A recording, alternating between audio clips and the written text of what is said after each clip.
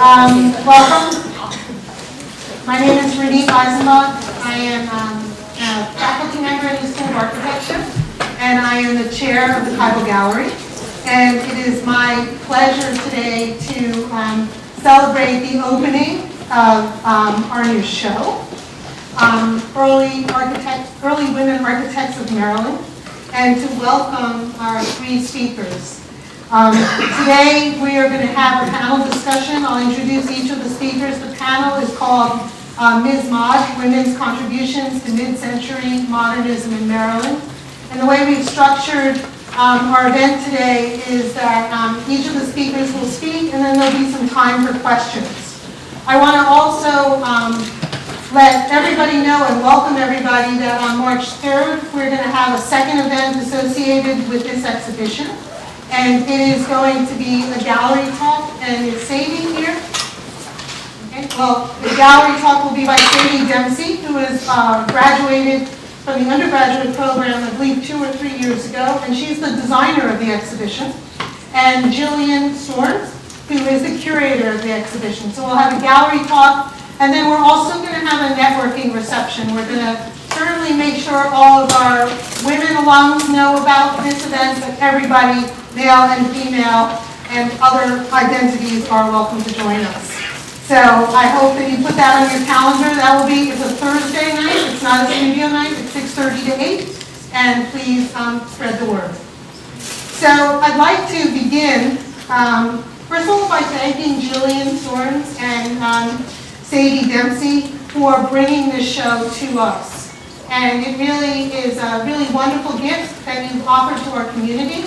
And in fact, it actually continues a little bit by chance, but now we're trying to take it by whatever the metaphor is, hook or crook or however that works, take it by storm and take advantage of the fact that we're having the opportunity to have a series of exhibitions and lectures about women architects. So last semester we showed the work of Lena Bobardi. This semester we're having the opportunity to learn about many women who practiced in the 19th and 20th century that I for sure was unaware of, and I'm sure other people as well. Later on in the semester, Brian Kelly has organized a panel of women leaders of architecture firms in this area. And next spring, actually, this area, the Metro DC area, is hosting the AIA Women's Leadership Conference. So there are going to be a number of events in the coming year as well. I'd like to thank AIA Potomac Valley and Whiting Turner for sponsoring our reception today. We really appreciate your support. Now, Jillian Storm is the curator of the Early Women of Architecture in Maryland exhibit and led the organization of this research. Currently, she serves on the AIA Baltimore Board of Directors and once chaired its Women in Architecture Committee. She has a Master of Architecture from the University of Oregon and a Bachelor in Urban Studies and Planning at Goucher College. Professionally, she works as a school facilities architect and capital projects, Assistant Manager for the Maryland State Department of Education. Annie Bruder is a Senior Architectural Historian at the Maryland State Highway Administration and does technical reviews of highway projects under the requirements of Section 106 of the National Historic Preservation Act. She is interested in post-World War II suburban and modern architecture in Maryland, where she has lived since 1997. She assisted with the Early Women in Architecture in Maryland exhibit, focusing on 2 living women who were architects from the period, Helen Ross and Shirley Kerr Kennard, AIA. Dr. Isabelle Gournay is an Associate Professor of Architecture here at the school, one of our own, and author of Modern Movement in Maryland. A native of France and a resident of historic Greenbelt, she received a professional degree in architecture from the École Nationale Supérieure des Beaux-Arts and a doctorate in history from Yale University. She directed with her American Studies colleague, Mary Corbin-Cease, study of the modern movement in Maryland. She co-edited Paris on the Potomac, the French influence on the architecture and art of Washington, D.C., with Cynthia Field, and the afterlife of iconic planned communities, heritage preservation, and challenges of change. and she's currently working on a book on the Beaux-Arts architect in North American society. With that, I'd like to welcome Jillian to the podium and begin our panel.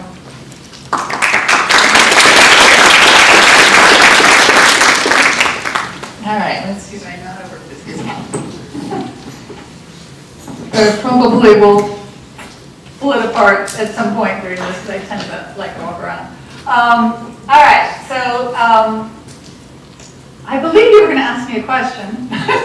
But she wanted me to start off the talk. That's okay. Renee thought it would be really good if I started off the talk just to say, why did this come about? Because this was a real labor of love, especially for the AIA Baltimore chapter Women in Architecture Committee, which is the ones that started this in the spring of 2014.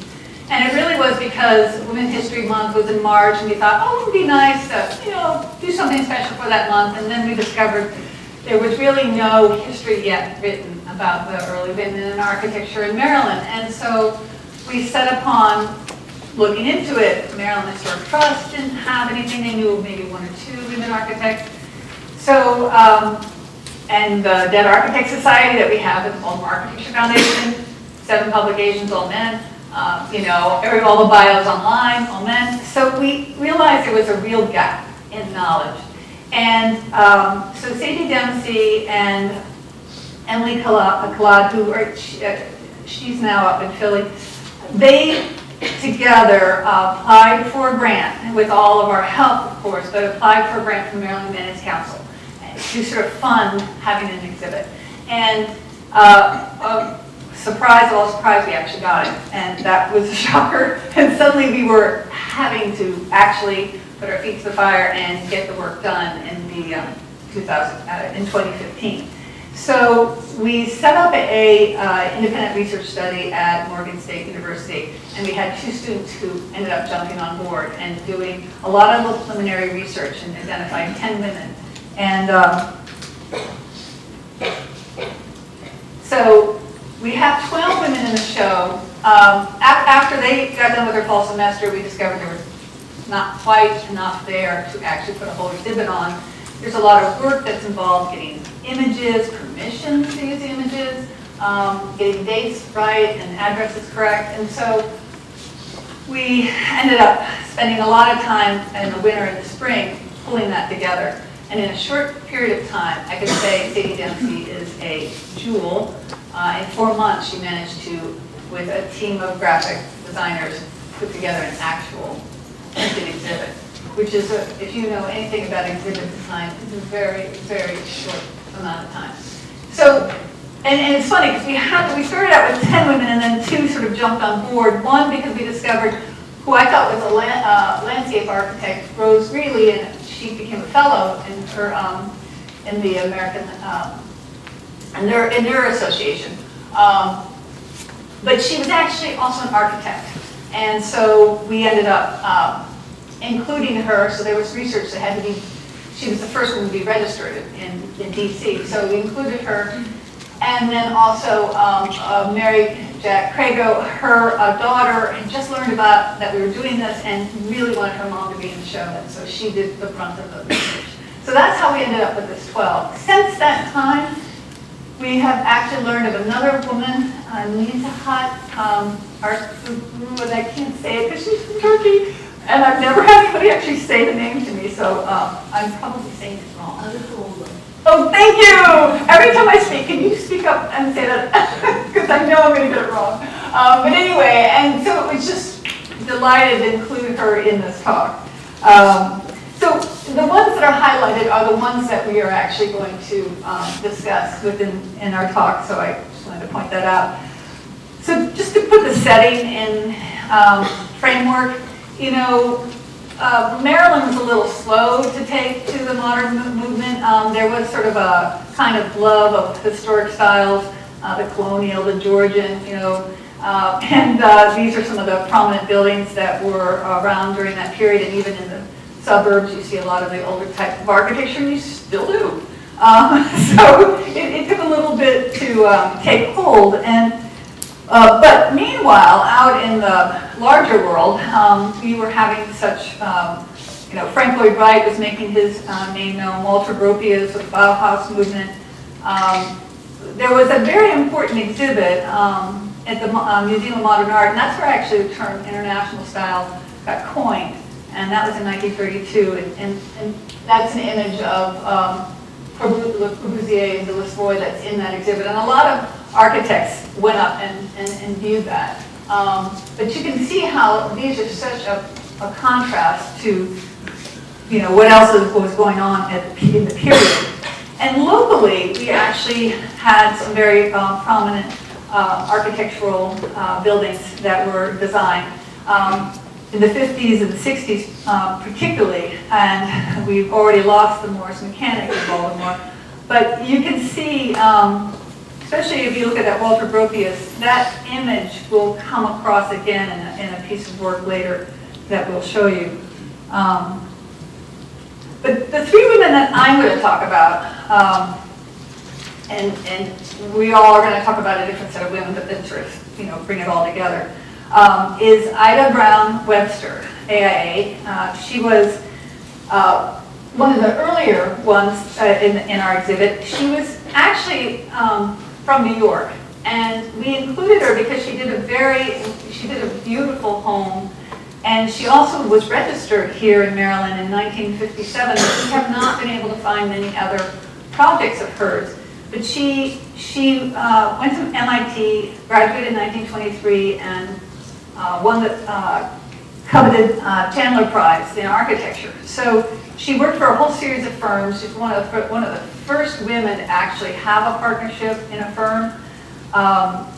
And so I'll speak of her briefly. And then Nezahat. Am I saying that right? Nezahat. She came here with her husband, and they practiced primarily from the 60s to the 71. They were actually here slightly before that. She, at that time, was dealing with two babies, but she was taking courses at Hopkins in art history. She had actually gotten her degree in 1945 at Istanbul, but so she and her husband really formed a unit. And now I get his name right. Ilhan. Yes. And so they were really a joint practice. So I'll talk a little bit more of that as we go along. But and she became an associate member of the AIA. We cannot find that she was actually registered in Maryland. Her husband, for a lot of times, was the one who stamped the drawings. So, but they also had an active practice in Turkey. And then the last one I'll speak of is Holdy Hirsch, who came from Germany. Originally, they escaped the Nazis in the 30s. They went down to Palestine, and then she met her husband there, ended up getting trained in Switzerland, because he was actually trained to be a doctor in Switzerland, and then they came to the United States, and eventually made their way around to Harvard degrees, which is kind of an interesting story in itself, because they were looking for a place to raise a family. So that's where she primarily did her work. So Ida, I pulled out a couple of these things I thought were kind of interesting. She actually did the interiors for the Town of Tomorrow's dual duty home in 1940. So she very much believed in making a building of its time.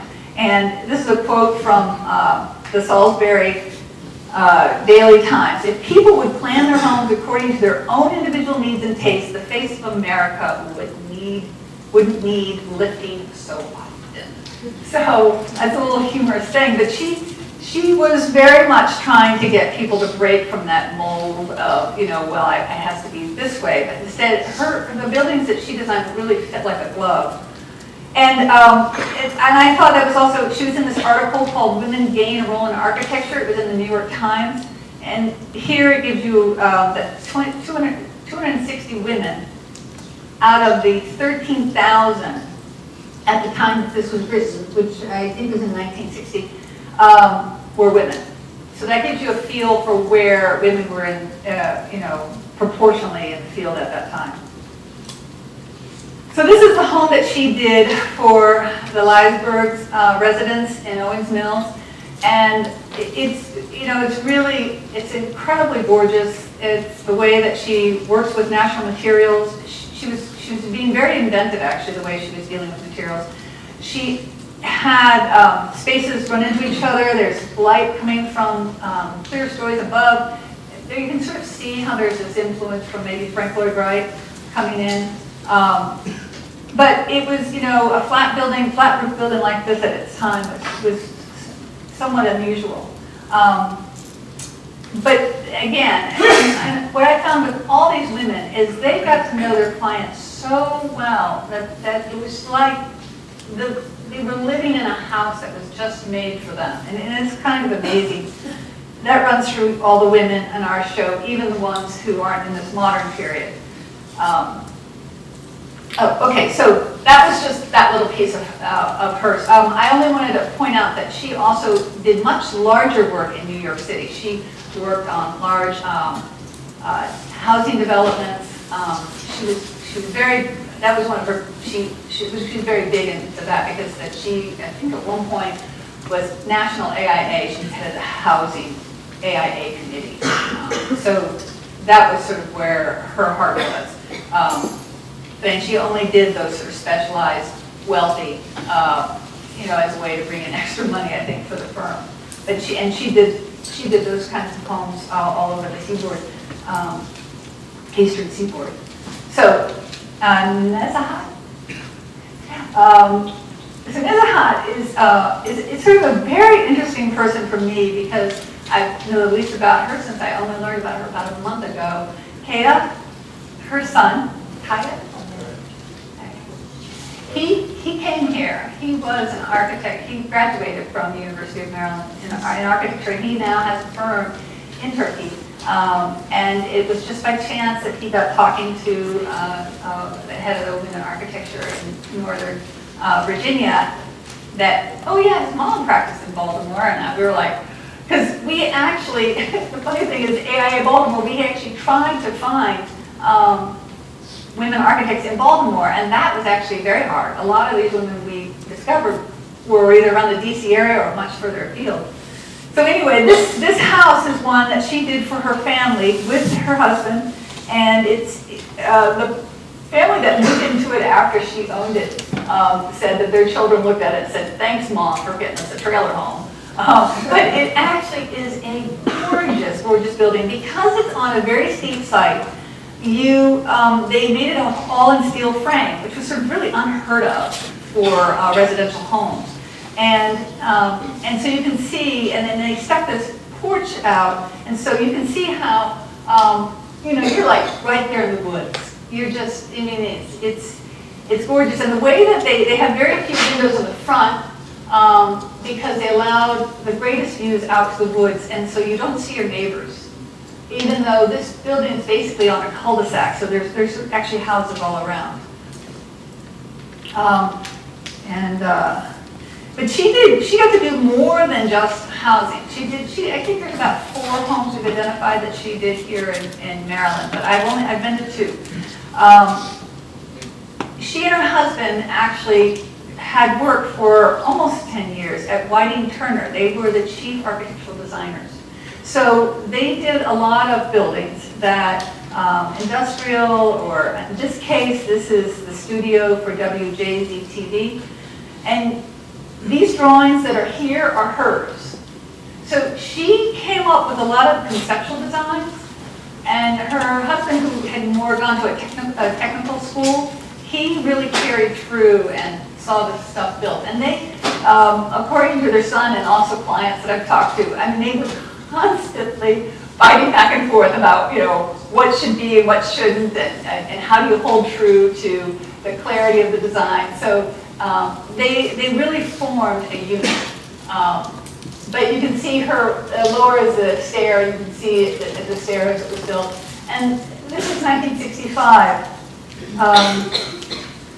So you're seeing more modern work happening in Maryland, but still they sort of brought that early influence from Europe, from Turkey over to here. She studied, I did want to point out, with Paula Bonatz.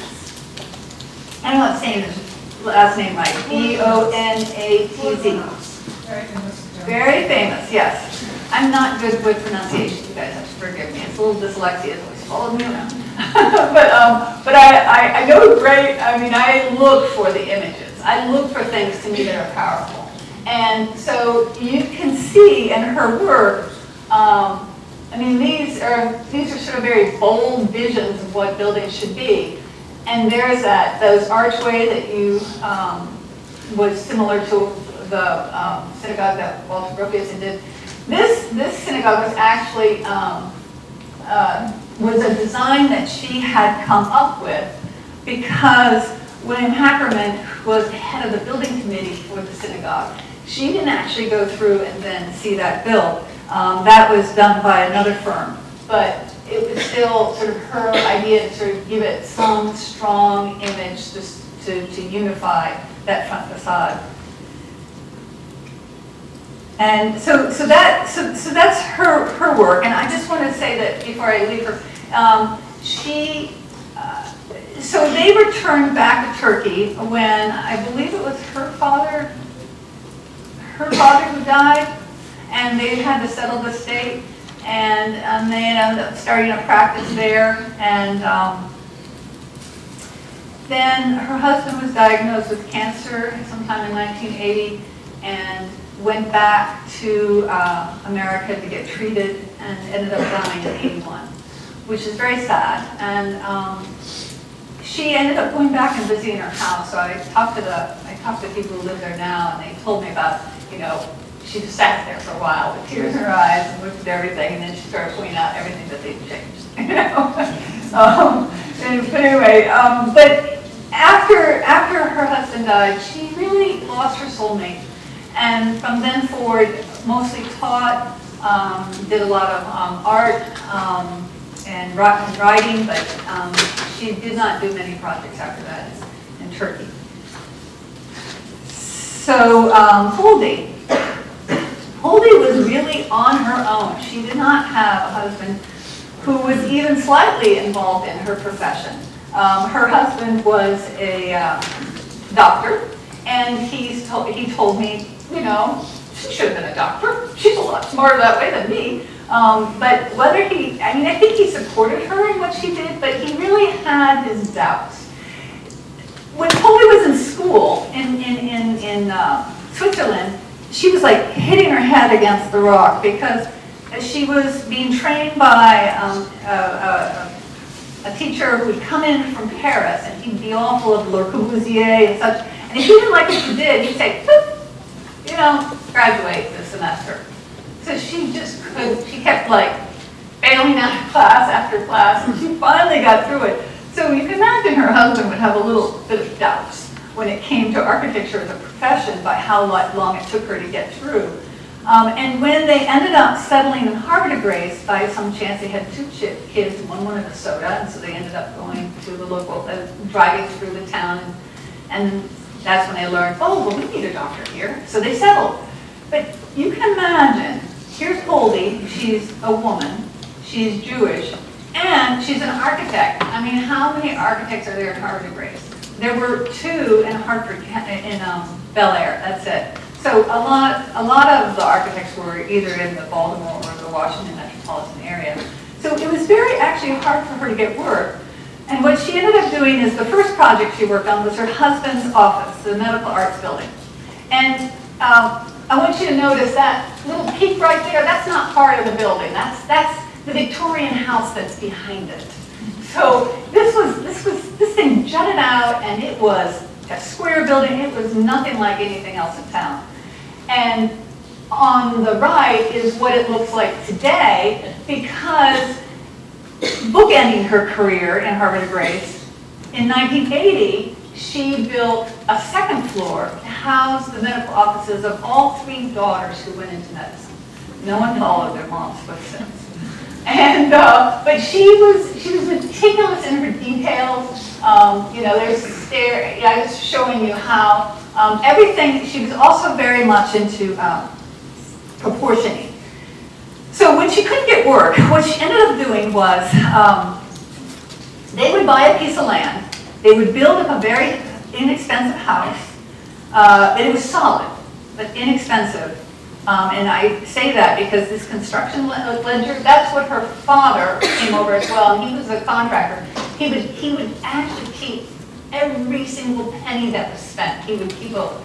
And then it would say $300 holding. You know, so that was her little token bit for being a designer. And they would turn these over. And one of the things that allowed them, by being the spec developer, is she was also very, very, very finicky about the architecture and the detailing. She even cared how the wiring went in behind the walls so that in the future there'd be a way to make changes. She was known to have them tear down stone walls if she didn't think the coursing was right. So she was pretty difficult. And when she found someone who would be willing to work with her and that she really admired their skill, she had to keep them busy. So they basically would have one house going and another house going so that the carpenter could go from one to the other as they get developed. And so these duplexes you see here, which very solid, one time a tree fell on one and it didn't even dent it,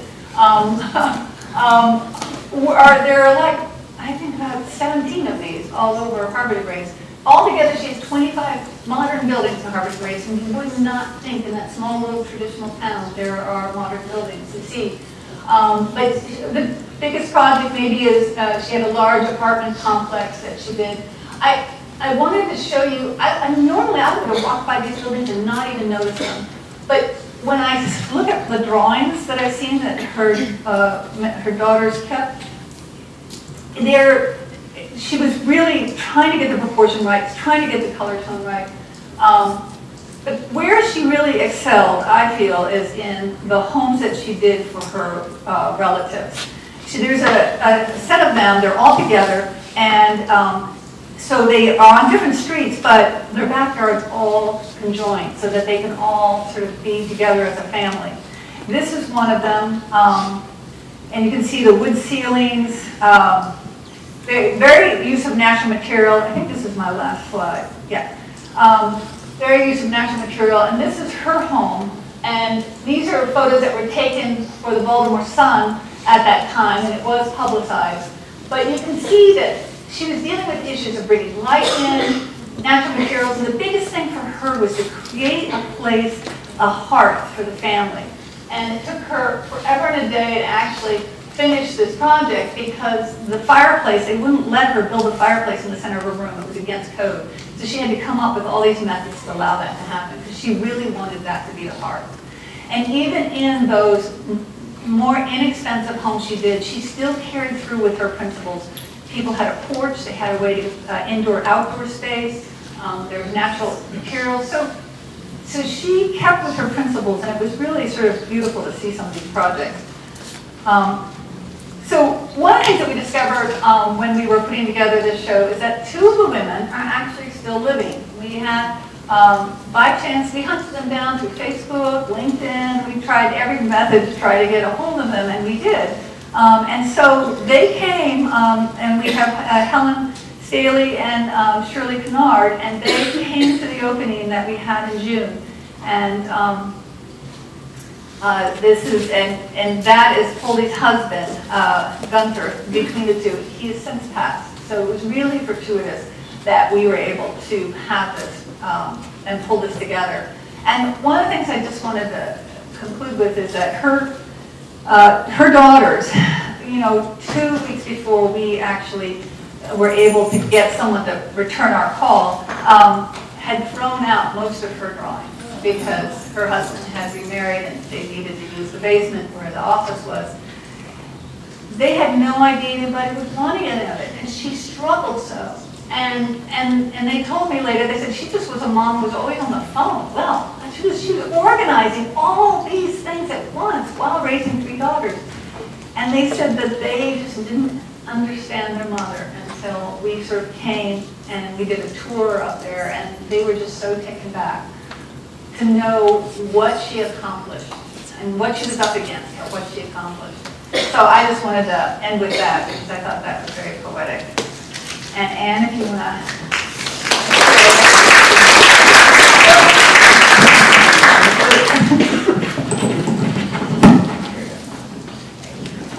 Knowing nothing about. Can you all hear me? Okay, good. So, through the research developed with the early women in architecture in Maryland, two women architects, Helen Ross Staley and Shirley Carr Kennard, have come to our attention. Isabelle and Mary's work for the modern movement in Maryland first identified Helen. Neither is from Maryland. Helen moved to Glen Burnie in 1948 with her husband and two children. Shirley graduated from Cornell in 1950 and moved to Washington to work for Horace Peasley, a local architect. He's mostly, I think, I would call him a Beaux-Arts sort of guy. And both of them were award-winning. They won awards in their during college, and we'll have a slide a little later that I can show you. Following marriage and children, both chose to continue their practices. Helen had a solo career with occasional stints with Baltimore firms, while Shirley partnered with her husband Hunter. Their stories demonstrate the ways women negotiated the architectural world in order to practice.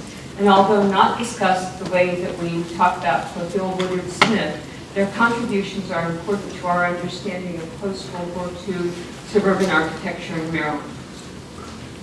Helen's work started in 1949 when, as a member of the Herondale Church, and Herondale is a development of 1,000 steel frame houses just south of Glen Burnie, and it was a very important post-World War II development, even though it's a little funky. But as a member of Herondale Church, she was invited to provide a design for the building. She was not employed at the time, but became associated with a firm in Glen Burnie. Only one part of the complex, a large multi-purpose room on the south side of the campus, was constructed in 1950, and it's this hip roof brick screen building. In 1952, the classroom wing, which is the flat area between the two wings, was built. And then in the late 1950s, the church was ready to construct the final sanctuary building, and so they came back to Helen to ask her to finish her design. While her architectural training was based on the occult Beaux-Arts methods, she went to the University of Pennsylvania, and before the war they were using the Beaux-Arts method. She was also exposed to modernist ideas, and these could be incorporated in her work.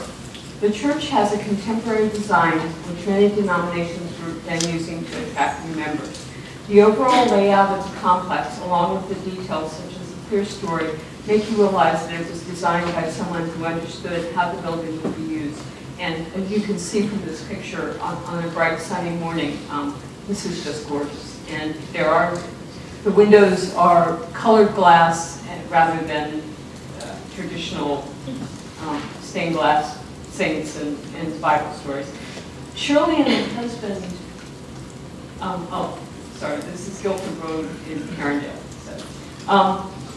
Shirley and her husband formed their own practice as they moved to Chevy Chase and were soon actively pursuing what would be the mainstay of their work, additions and remodeling for older homes in Chevy Chase and Northwest Washington, D.C. One such client was Catherine Graham, who became the publisher of the Washington Post and who owned a house in Georgetown. And I hope you remember who she is. A powerful and wealthy woman, Graham's house was renovated periodically. Photos taken in the 1990s show interiors and the garden front that Shirley and her husband worked on. And what they did was they put up a tent for a party that celebrated John Kennedy's inauguration because the Kennedys and the Grahams were friends. In 1964, Shirley and her husband were asked to provide an addition to the Chevy Chase Women's Club, a colonial revival style building from the 1920s. In her interview, Shirley indicated that they tried to offer a contemporary edition with, quote, more interesting fenestration, but the club preferred a more traditional appearance. And they did the addition on the right of that slide. Both architects had projects in suburban housing developments in the DC and Baltimore suburbs. Shirley moved with her family to a 1920s bungalow on Thornapple Street in Chevy Chase in 1958, and that's the very tiny shot of it up there in the top left corner. In 1967, the Kennards started the remodeling that altered the bungalow beyond recognition. In order to fit into the neighborhood, the exterior was clad in wood shingles and maintained the same setback as the other houses on the street. It is a multi-story dwelling with elongated windows with a bottom movable sash in each window. Each window is in a projecting bay which increases the views, and in the winter the sun pours into the house, while in the summer the surrounding trees reduce the heat. The ground floor was their office with the main living space on the second floor and the bedrooms on the third floor. Both the house and the women's club were easily seen by those seeking an architect, and many of Shirley's projects were, as I said, in Chevy Chase and Northwest DC. This on the right is what it looks like. Well, it looked like this a year ago. The current owners have painted it yellow, but the office space is under the front portico. Repeatedly in Shirley's designs, the fenestration pattern is set to frame the views and moderate the light, as can be seen in the Kant House in Upper Marlborough and the Nesby House in Rockville. And the Kant House is that on the right. It was sold in, thank you for putting those in. It was sold in 2006, and if you have an eye for windows, you will know right away that those are replacements because they jump out at you if you're a field architectural historian, you just know. Shirley told us that the house on the bottom right was the model. So we were a little surprised when we found this upper picture. I won't step away. Wait, all right. But if I press the green button, okay.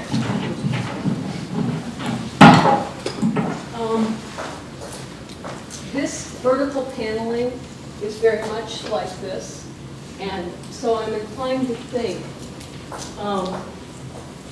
the model is from 1961. This house didn't get built until 1970, so there was clearly some disconnect between what they wanted and what they finally got.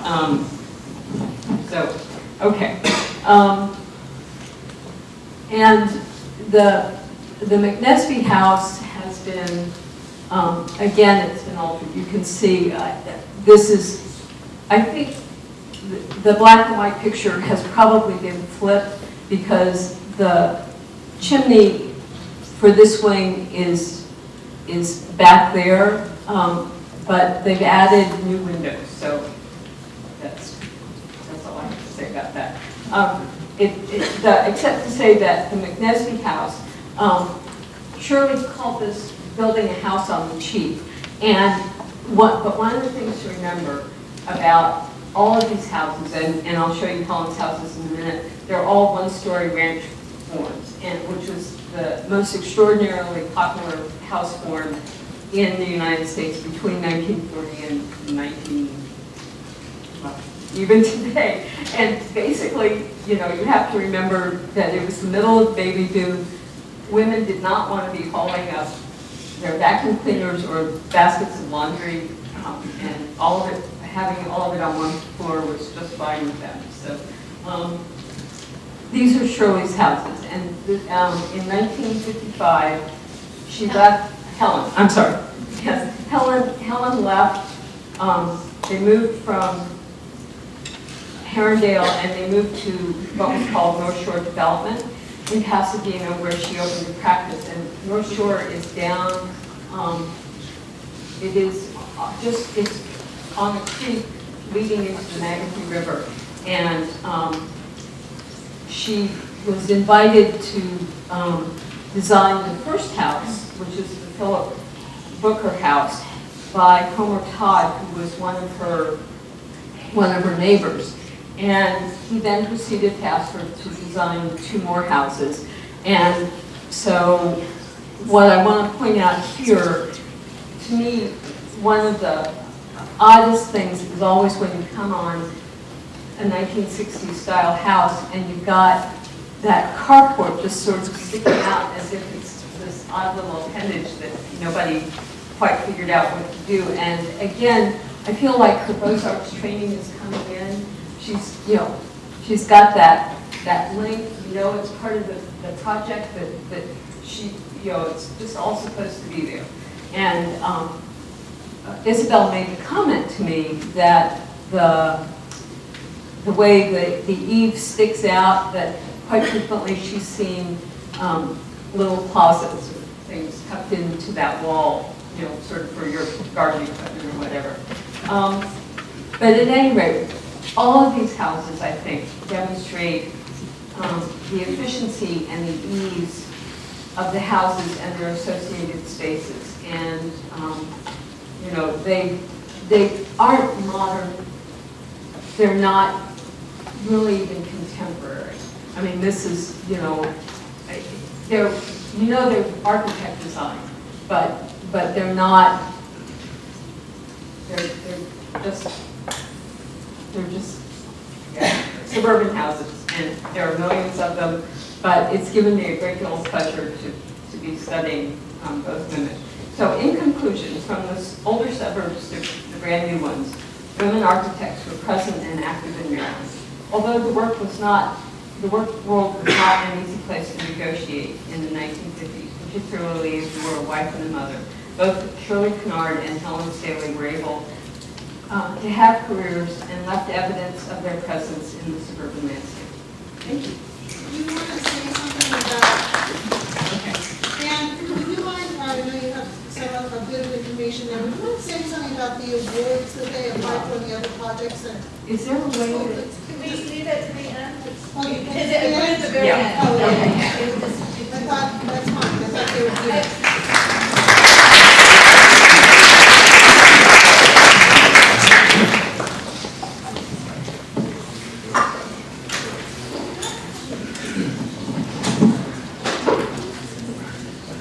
Thank you very much. I used for the second part of my title that of this book by Alice Freeman. Some of you know about this book, which explores how women, such as Truth Schroeder in Holland or Diana Venturi, needed not to be designers themselves to orient the course of modern architecture. I also selected these photographs as expressions of professionalism and confidence on the part of 2 talented women, 2 designers whose careers were practically unknown until Jillian initiated this exhibition project.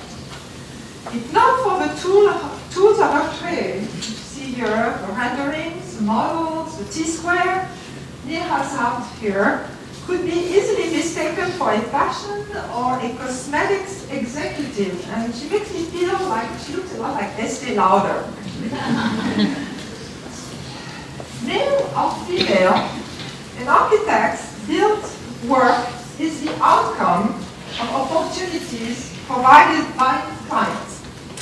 A fellow of the American Institute of Architects, Victorine Homsey, which you see here sitting with her husband Samuel on the left and her colleague Eugene Klaver on the right, was able to bank on the elite milieu where she belonged to, on one hand when she did my yacht club, And also on Uncle Sam's patronage in Greenbelt, where she did the maintenance building, which is still there, and the school, which unfortunately has been demolished. Because she received awards and press coverage, you see both come from magazines, Victorine's name has remained more familiar than those of most professional women designers in our region. However, as Alice Friedman has told us, there were other important ways in which daring, articulate, and strong-willed women could get modern buildings off the ground. Here are 3 examples of collective and individual sponsors of modern architecture in and around Baltimore, which we have studied with Mary Corbin Seeds. They were the professors and the students at Goucher College, an all-women's college, a very new project all the time. They also could be artists like the avant-garde artist Amalie Rothschild, whose work is very interesting. We were able to visit this house when it was still hers, and unfortunately I think it has changed tremendously now. And this she did with Percival Goodman, very important New York architect.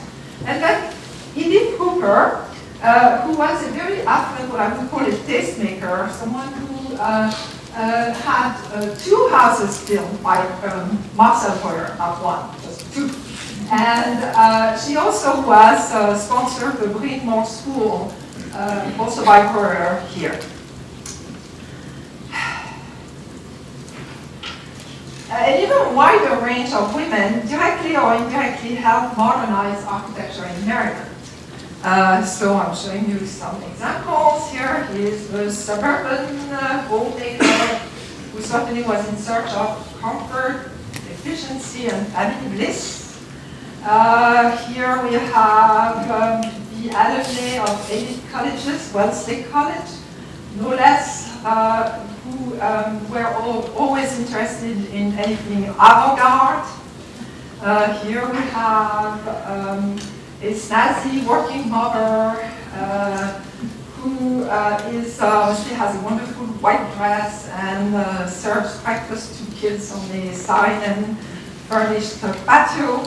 And last but not least, here you see Catholic nuns. And the Archdiocese of Baltimore was a major sponsor of modern architecture. And these nuns, we found this picture in our campus, in the morgue of the New American Collection.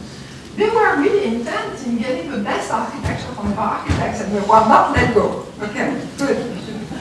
Now, the other thing I wanted to try to allude to, and this is kind of anecdotal, there should be more research done on this, but it looks as if among the 2 major and vibrant chapters of the American Institute of Architects in Maryland, that centered in Baltimore, which you see to the right, was the most receptive to female colleagues.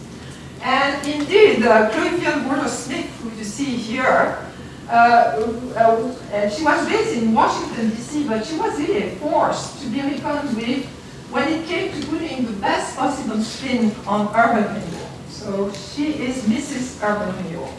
And you can see her being given a lot of leverage in news media. Also, I noticed here that by 1960 it had become far more common for a young woman, and here you see one profile in the center, to study in a professional school of architecture. And I think when our school was finally opened in 1967, there was a fairly large contingent of women. As far as the IIA Potomac Valley chapter, I don't want to get agreed, but it looks like they were more male-oriented and dominated. But again, more research needs to be done about that. So when our modern movement in Maryland, or Momo Martin, studied examples of mid-century modernism, we identified 3 cultural and aesthetic tenets which shaped this movement. And while it is obvious, as you can see, but women architects were at ease, nestling their work in nature. Or you see this house by Nensahat here. And they were also comfortable nurturing community life with buildings you've already seen. These women were rarely given the opportunity to put their direct stamp on commercial commissions, which pertain to the period's drive for conspicuous consumption. Again, this is maybe something to study, but it's interesting to see which realm women were more into. So let us go back to Curator Smith, who, by the way, was a feminist in action, but not in words. She didn't like to be called a woman architect.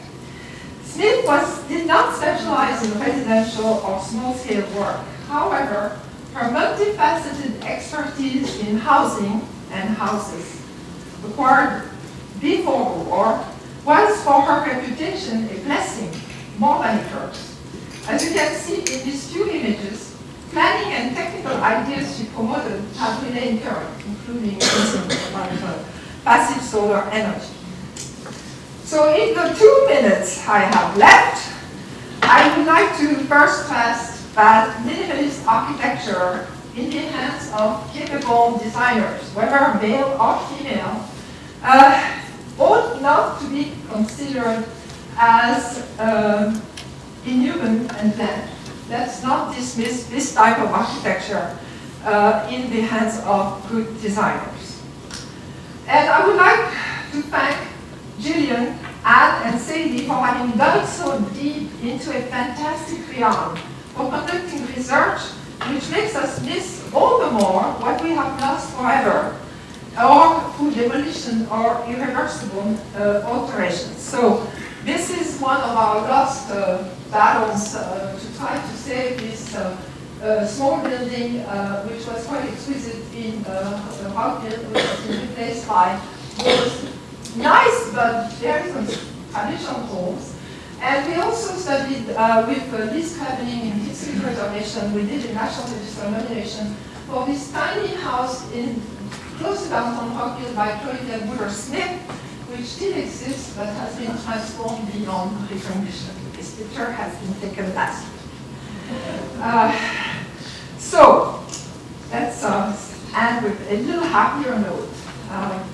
If we study and understand them as a cumulative dynamic, lives, physical works, and intellectual contribution of all these designers, patrons, and users of modern architecture will not be lost on us. We are ready to carry on our research and advocacy. Go girls, thank you.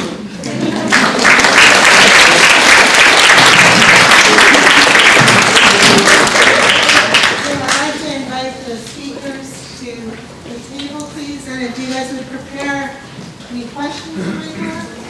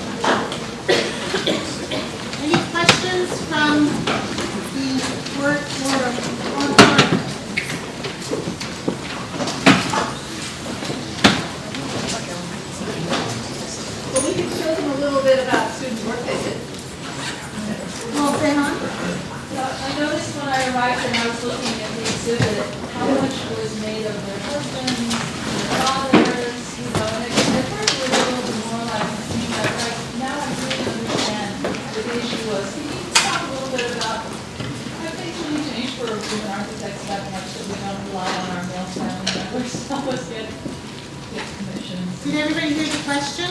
No. Okay, so I'll repeat the question. Rehan is an architect from graduate school, said that when she first looked at the exhibition, she was taken aback a little bit by how much mention there was of the women's husbands and brothers and fathers in their careers. And perhaps I'll let Rehan finish the second part of the question. I'm just wondering if Can we assume that that's really changed? Who wants to take that one? Well, certainly one thing has changed. Do you know the numbers of how many women there are who are registered architects? It's not 260. Oh, no. I still think it's less than men, but It's it's. definitely less than men, but it's much more than 260. Yeah, it's on the opening board that we give some numbers, but I don't have it on top of my head. I know it's not, I know going into school, there's actually slightly more students that are women going into school, but there's this whole missing 32% along the way to registration and eventually to, ownership of a firm. About 32% drop off, and there's not a lot of women at the top. So there's this curiosity to find out why that is, and San Francisco's led it with the 32% project. But to tell you the truth, one of the reasons why we did this exhibit was in some ways to understand how women did it before. I mean, they were the only ones in a firm. They were the only, the three women that I showed you in the slide, Holdy, Shirley, and Helen, they didn't know each other, and they were practicing at the same time. And she didn't probably know them either. I mean, it just is a different world, not having all the internet we have now and all the superhighways, and maybe everything's so close by. So they were really kind of on their own, and I could see why they would need an ally of some sort to navigate. But it's probably that way for some, but there are other women who really were very separate. I like Holdy was very much on her own, and Cosile. They were, they were driven by their passion to be an architect, to be a designer, and they didn't really have that other person. But I think that, to get involved in the field, some people probably needed that way in. I'm going to pick up on that and ask Isabelle a question, because I think it relates to her point.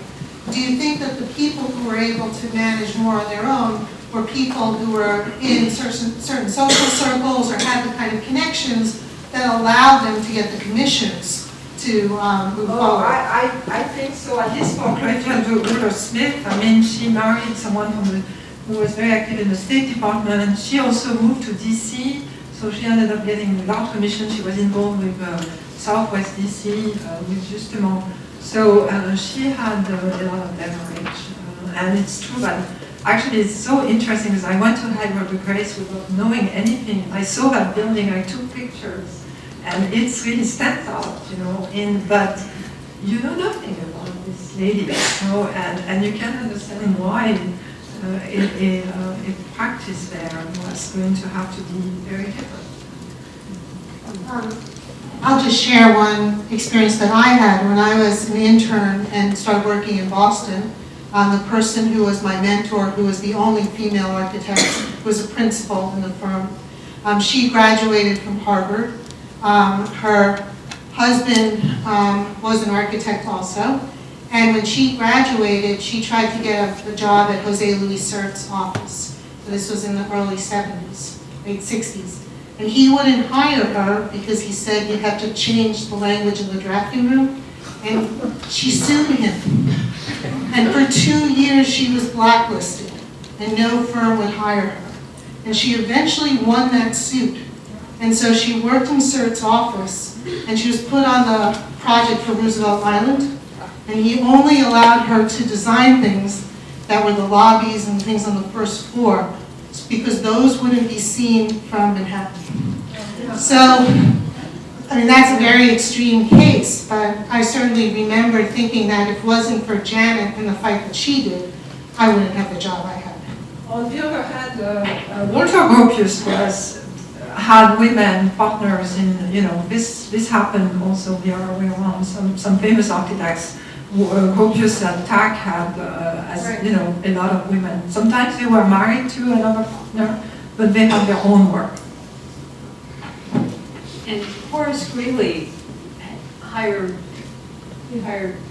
Rose, and of course he hired Rose Greeley and Gertrude Sawyer. Gertrude Sawyer and then Shirley. And Shirley made the comment that he liked ladies. Like, he worked with women architects. Yeah. He considers them pretty And solid. one of the things that in thinking about the difference between Shirley and Helen, Shirley was very fortunate to have that connection with Peasley.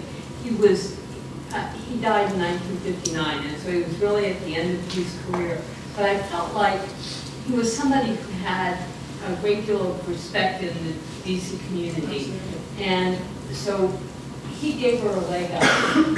And Helen, on the other hand, you made the comment to me that a lot of the architects in Baltimore went to Penn, and you would have thought that there would have been that kind of alumni network. And they were always happy to hire her, I think. I think her drawing skills were wonderful. They could throw her into a project. She knew what to do, but they weren't going to take her on permanently. And so she, I think, relied on her. She said that she felt that Baltimore was a little bit too blue-blooded, very kind of, at that time, she was the first woman to be an AIA Baltimore member. I mean, she would go to these events and she'd be like the only one other than the secretary of the organization. And so, I mean, it was that was a big step. And then, interesting enough, Holly Hirsch, who was up in Harvard grades, was the first woman corporate member. But again, they didn't know each other. So I think it's fascinating. And just one other little aside, Catherine Cutler-Picton, who was the first woman registered in Maryland, she actually, when she was registered in 1935, which was the first year, 35, 36, was the first year that she actually deregistered as an architect, she wrote the head of I guess it was the GRO at that time, the president of the Maryland Society of Architects, asking to come to their annual dinner and awards event, and he basically wrote her back. At that time she was 27, she was single, but she'd already designed buildings for University of Maryland. She had a building, I went to visit it, had her name on it, and in the year that she wrote him. But he wrote her back and said, well, gosh, I even have a letter in the exhibit. I decided it was just too precious not to put up there. She had it in her portfolio, and I decided she kept it all those years. But it basically said, well, if you feel comfortable with a lot of guys, I'm not sure. Maybe you should ask your dad. Her dad was an architect, so. Yeah? Yeah, of course. Speak up. Oh, no problem. So I had no knowledge about any of this information. I appreciate all three of you presenting this information to all of us. My question was more in particular about, would you guys feel like there's a way of progressing in acknowledging the history of all these women by, like maybe installing this information in maybe educational books for like kids? So like, for example, like U.S. history books at our lower school, middle school, perhaps we can have some like information about these women that are building this thing. Actually, there is one woman architect has kids' books. It's Julia Morgan. She has several of them. So she's the trailblazer, but she's way, and it's true. But the problem is when it's the only one, the chosen one, the architect who is kind of the star, like Zaha Hadid today, or Julia Morgan in her time, as opposed to a group of women, and see that's also how can we do a collective history and not only emphasize the chosen one. I think that's a really important point, because in that way people see, oh, I could be that too, right? There are people like me and how to do it. Yes. I think also should be mentioned Denise Scott Brown, a Penn graduate. Worked out of Philadelphia in the year Harvard. And she's finally getting the AIA gold medal this year after, as you probably know, this terrible controversy over whether she could share the medal with Martha Montessori. But I just think she should be mentioned as a real pioneer, probably the pioneer in American architecture. And, especially as far as her writings are concerned. I mean, she had a really important just in case everybody wasn't sure of that reference, Denise Scott Brown was the wife and partner of Robert Venturi, and they had a firm together. And they were, well, Robert Venturi was awarded the gold AIA medal, but it was not shared with Denise Scott Brown. It was only actually after a number of students starting last year started to really protest this, that, and actually using social media, that just got fixed, and she was given the award as well. I guess my question is, why has it been taking so long for the AIA, and what is it about? I know it's a very sexist, male-dominated organization, but I think Jillian Storm just got her award posthumously a few years ago. 2014. Yeah, I mean, what is it with the AIA? Why are they such a sexist, gender, discriminating group? And probably also racially. I mean, I know it's not exactly the most diverse group racially. What is it about AIA that? Well, I think that, I mean, I chaired the Women in Architecture Committee. That's why I got involved in this project. And that was because we had a woman, Kathleen Sherrill, who now is president of the Maryland AIA. But at that time, she decided it was really important, and so she started a Women in Architecture and Diversity Committee in order to help, get a more, to address some of these things. And so I know there has been interest in having a further exhibit that looks also at minorities in the profession. And so I don't know when that will happen, but I've been dialoguing with people that are interested in having some research, which it's actually going to be a little harder because, they didn't even have a checkbox for women until after the 70s. So the AIA had to go back through and kind of help determine that. And so when we started our project, we were given an Excel spreadsheet that had all the women in the AIA, and I could sort by Maryland. That was helpful. But they would have nothing that would tell you what nationality or if someone was African American or anything like that. I mean, that would take real digging down to understand that level to do the research. Because even the women would sometimes use initials so that they wouldn't be identified as male. It's females. I wanted to quickly there was a couple slides we threw at the end, and I didn't want those to be missed. So, People can't see them, so let me just. And then we'll go out and start. So we decided we thought you might like to see some of the work they did at school. So, these are from. One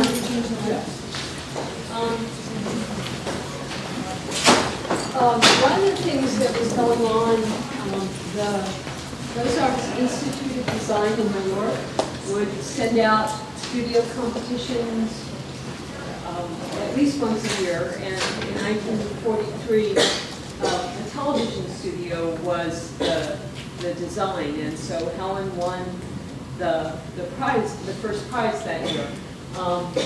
And televisions were sold commercially for the first time in 1939. So, even in 1943, having a studio was sort of a new idea. And then,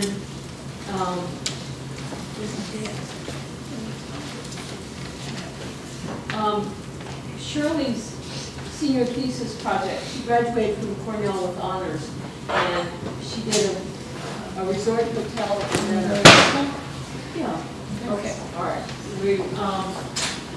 She did a resort hotel and a casino, and then she and her husband Hunter were involved in an urban renewal project at the corner of Virginia Avenue and 23rd Street.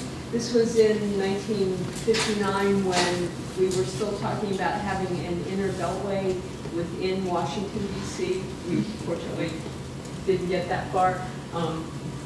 She's always been very fond of this pedestrian bridge, and she wishes that there was still one over the expressway going to, or there could be one going over to the expressway at the Kennedy Center, which is on this side, but that isn't possible. So.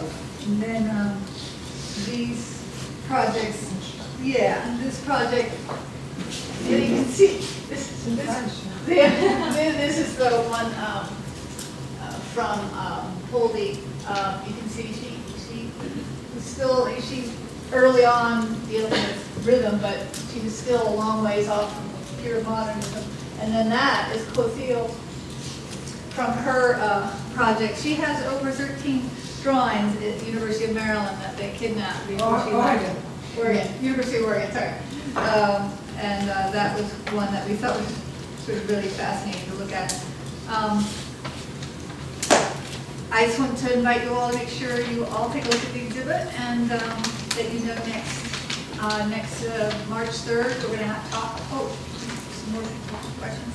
I just have a comment about there is an index. The AIA commissioned an index of black architects in the AIA in 2007 or 2008. It was done by a then graduate student at MIT by the name of Fallon Samuels. And I know because the AIA asked that she be supervised at the building museum, and I was the one who did it. Excellent. Cynthia. Well, I'd like to invite everybody to the reception in the gallery, and thank you very, very much.